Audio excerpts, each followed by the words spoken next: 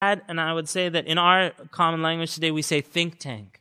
A think tank is a group of people that are all knowledgeable in their field, and they come together and they discuss issues. So this person, for example, is, they have knowledge of media. This person has knowledge of psychology. They have knowledge of this. And then they say, how do we attack Islam? And they call it a think tank.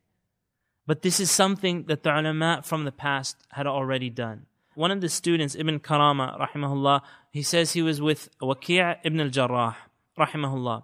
And someone said, Akhta Abu Hanifa. Someone said, Abu Hanifa was wrong in this. And Waki', Rahimahullah, he said, Kayfa yukhti'? How can he make a mistake?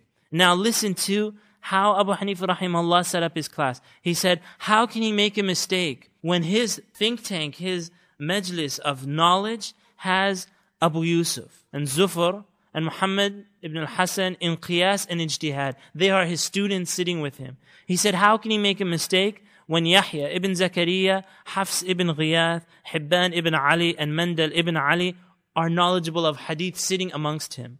He said, how can he make a mistake when Qasim ibn Ma'an is there in his halaqah and he knows what he knows in the Arabic language? How can he make a mistake when Dawood al-Ta'i and al-Fudayl ibn Iyad, rahimahumullah jami'an, in their zuhd, in their taqwa, are there in his class?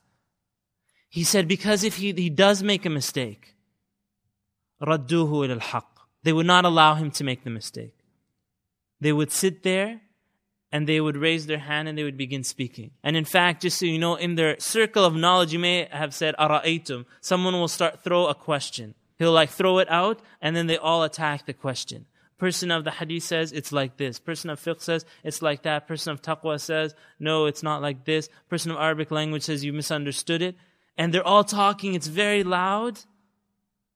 And then the time for Abu Hanifa, rahimahullah, begins. He begins speaking, all of them fall silent. They're listening to him, and they say, ahsant, and they write it down. But it goes through them like that, all the issues. And this is how they came to their rulings. One of the things we benefit from this type of studying is that Imam Abu Hanifa, like you see sometimes people, and this happens in North America a lot, people give lectures.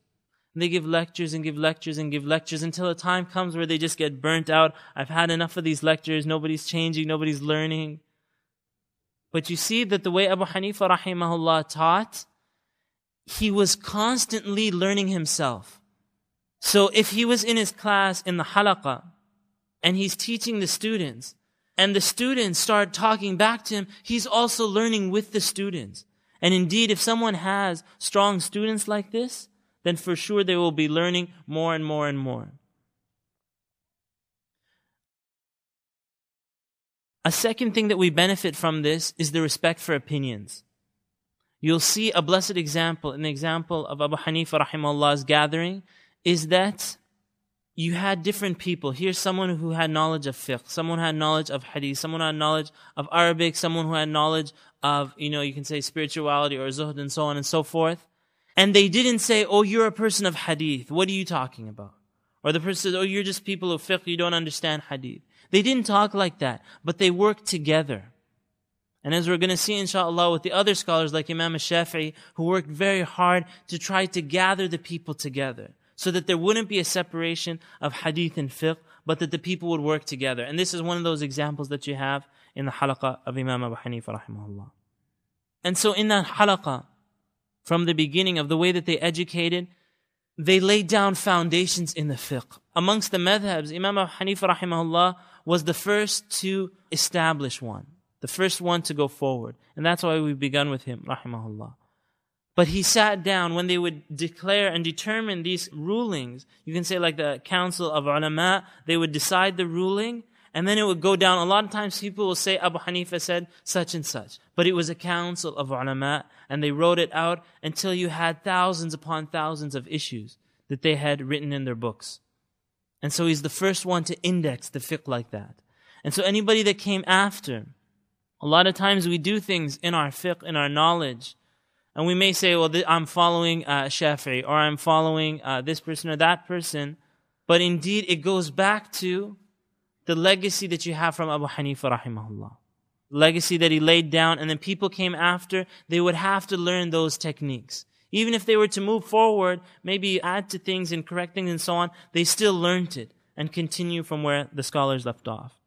And I know this question will come up later, and someone will say, what about following madhabs and so on? And it has to come up, right? We studied in Sharia, and one of the things that we studied is that, number one, you have two options. You can say there's no madhabs. Let's get rid of all the madhabs and all that legacy of fiqh. What would the person do?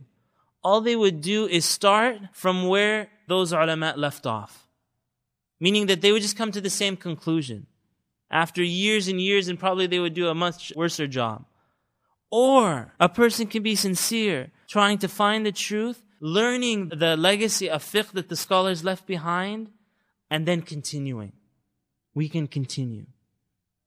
We learn what they left behind. We learn the proofs that they left. We understand what they said, and then we move on. And so you see, for example, Imam Shafi'i, Rahimahullah, being students. Being a student of Imam Malik and being a student of students of Imam Abu Hanifa, Rahimahumullah, but then moving forward with it. And saying that I think that this is the way that we should go forward, so much so that he had his own personality from there. Imam Abu Hanifa, just so you know how much he worked for these masail. If there was the halaqah and they were gathered, and suppose an issue came up and they didn't know the answer, how would he reply to himself? He would say that I believe this is because of a sin that I've committed. So he's trying to think about an issue, it's not coming clear, they're not able to determine it. They say, this is because a sin I've committed, وَرُبَّمَا قَامَ وَصَلَّى. So you can imagine he's there, he gets up and starts praying to Allah Azza wa Jal, istighfaran, asking Allah subhanahu wa ta'ala to forgive him. Because he knows that knowledge doesn't come to sinners. And so he would pray, and then the issue would hit him. He'd get the answer. I call it an APOI. When that happens to me, amazing piece of information. It's just like, a light bulb comes up. But when that light would go off, they'd get the answer. He would thank Allah subhanahu wa ta'ala because he would consider it as a sign that Allah subhanahu wa ta'ala forgave him. As a sign that Allah Azza wa Jal forgave him. If he was able to come to the conclusion. It wasn't just the conclusion, I have the fiqh. No, it was the connection between that knowledge and Allah Azza wa Jal. And again, a lot of people that might not know Imam Abu Hanifa rahimahullah might not understand these things. After the time of the Prophet sallallahu alaihi wasallam, the ulama, they didn't keep, and the Sahaba, they didn't keep the knowledge to themselves. And we all have a responsibility following that legacy. They understood from their La ilaha illallah Muhammadur Rasulullah that they were not going to go home and watch TV till they died. That was not the legacy that they left behind. They were not going to complain about the situation of the Muslims and then keep watching basketball and football games after that. And they were not going to live their lives while their neighbors never heard about Islam. That was not possible for them. Not possible. And so you have the ulama from the Sahaba going forward. You had Ibn Mas'ud, Abdullah ibn Mas'ud radiallahu anhu, and his students going to Iraq. You had Zayd ibn Thabit radiallahu anhu, Ibn Umar radiallahu anhuma in Medina and their students teaching that legacy of fiqh that they learned from the Prophet sallallahu alaihi wasallam. You had Ibn Abbas radiallahu anhu in Mecca. And so the knowledge was inherited from one to the other. And that was the inheritance of the prophets. In Iraq, Ibn Mas'ud radiallahu anhu was there. And I won't go through the chain of how Imam Abu Hanifa rahimahullah learned from them. But Imam Abu Hanifa's teacher was Hammad ibn Abi Sulaiman rahimahullah. And he was the teacher of Imam Abu Hanifa. A very special connection between the two. Hammad ibn Abi Sulaiman, his father Abu Sulaiman, used to see Hammad go to Ibrahim al-Nakhai rahimahullah. And he would take care of him. So for example, if Ibrahim al-Nakhai needed water to make wudu, it was Hammad rahimahullah that was bringing the wudu for him, taking care of him, maybe cooking for him. Time to throw out the garbage, he was the one throwing out the garbage. So his father Abu Sulaiman once saw him taking the garbage out. And he forbade his son from this. He told him, don't do this. You're humiliating yourself. Because free people don't take other people's garbage out. They can do it for themselves. And so when Ibrahim al-Nakhai rahimahullah passed away, the people came knocking on the door of Abu Sulaiman, the father of Hammad.